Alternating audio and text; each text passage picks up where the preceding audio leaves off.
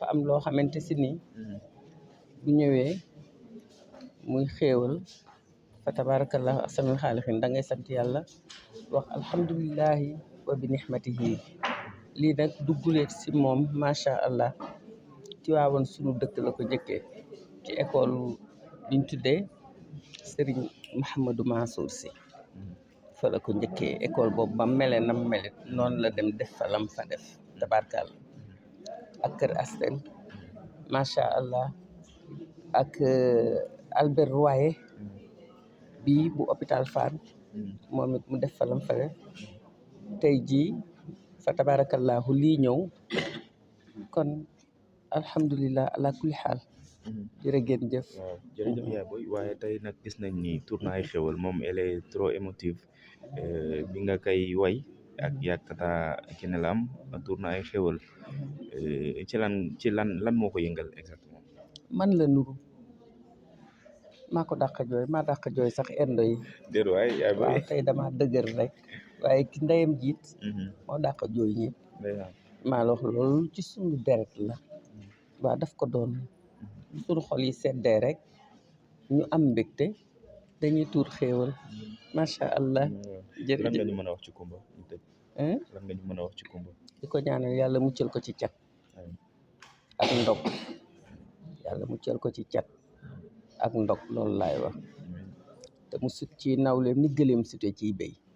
macha allah loolu laay ñaan. jërëjëf dañuy pivoté rek ci Tata Kiné Lam Mame Bamba moom aussi mu sànni si ñaari kàddu rek yaay booy maa ngi lay ziar. maa ngi lay fay am contentement rek di sant yàlla bu baax a baax yéen di ci yonent bi sallallahu taala alayhi wa sallam sant Sëriñ Tuuba tey contentement bu am solo la ñu kontaan parce que Coumba Gawlo la grande diva defe naa ni kenn dootu ko laajte platine disque d'or fii ci Sénégal moom moo ko jëkk a def moo fi jëkk a indi disque d'or ci Sénégal nomination yu dul jeex di sama doom nag ñu am lien de parenté bu mag a mag kii ku jur yaayam ak ki jur sama yaay noo bokk ndey ak baay kon loolu man mënuma ko mais li ma gën a fonk ci moom mooy nangoo liggéey am jom barkalla macha allah Kumba foo ko fekk mi ngi innové bëgg réewam di liggéeyal réewam di jàppale réew loolu ma gën a neex ci Coumba Gawlo waaw tey nag li nga xamante ni defaat na muy exploit bi nga xamante ni école bu délabré wu la mu fekkaloo ak waa ambassade du Japon pour mën ko defar ñu signé contrat bi tey ñu ngi yëkkati fii ay way comme ay tànk la pour xéewal lan nga ñu mën a wax. c'est normal parce que maa gën a kontaan ci léegi signature bi mu def léegi nga xam ni école 17 ci Pikine mu fekk ko mu délabré wu nga xam na ni njàng xale muy mujj réew mu jóg ni dama koy tabax 12 classes defe naa loolu mbégte rek passeetu ko bi ma woyee léegi ñëpp sentir nañu ñun suñu askan ñun ay géwël lañu ak gawlo moom mu judd ci askanu gawlo ak askanu ngéwël yaayam di géwël papaam di gawlo muy benn nga xam suñu famille ñun suñu famille ñëpp a mën a way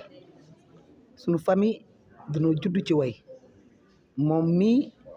papaam ku nekk xam na lan la doon way ci kër Alaaji Malick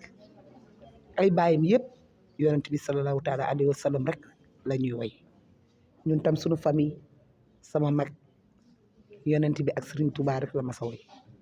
ñun famille boo xamante ne bii yàlla moo nu defal ñuy famille waykat juddu ci famille bi gën a mag nag ci réew mi ñi mu doon fekku leen fi de Amari Ngoone Sobel le premier damel du Kayor Mori boog maamam ci Danki rëy leen lu fli fàkk ca tool ba ca Danki en 1549 kon ñun lii ñuy def nii dañ koo doon mais nag dañoo dem jàngi ko rek dañuy jàng way man mii waykat xam naa lan la Kumba di def. waaw déedéet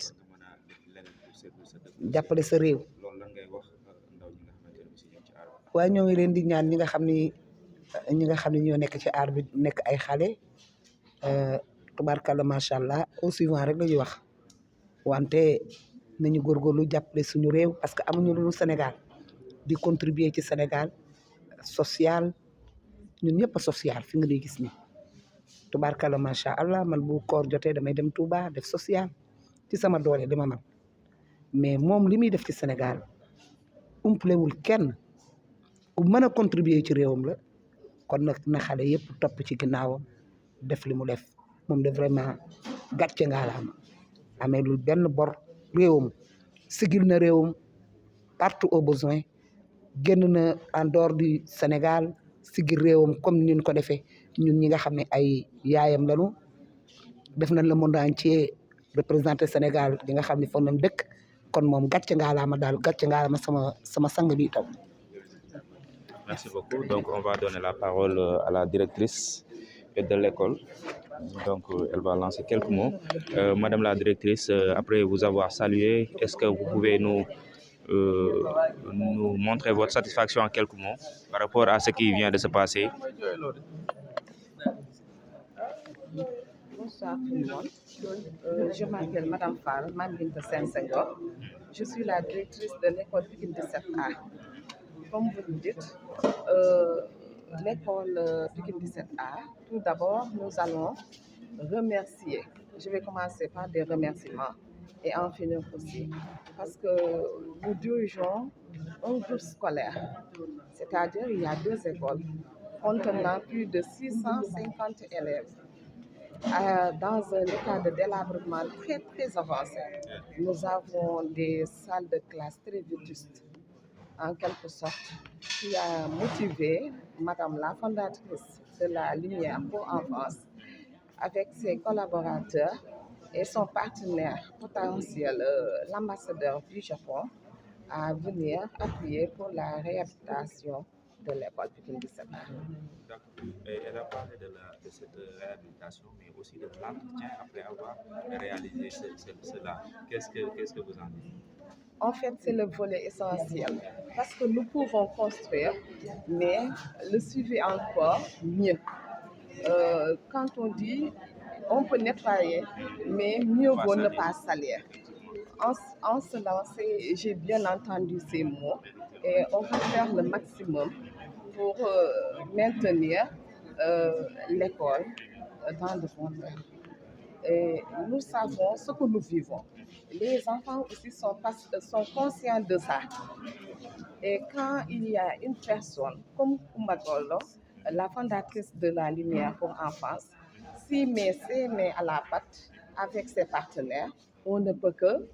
réagir de telle manière. On ne peut que faire le suivi, que ça soit moi-même en tant que directrice, l'équipe pédagogique, les enfants eux-mêmes et toute la communauté, voyant les habitants de notre localité, les parents d'élèves, CGE, comme l'association aussi des parents d'élèves.